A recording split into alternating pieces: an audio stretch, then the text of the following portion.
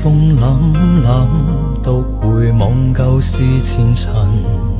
是以往的我充滿怒憤，誣告與指責積壓着滿肚氣不忿，對謠言反應甚為着緊。受了教訓，得了書經的指引，現已看得透，不再自困。但各有分數，不再像以往那麼笨，沒淚痕，輕快笑着行。冥冥中都早注定你富或貧，是錯。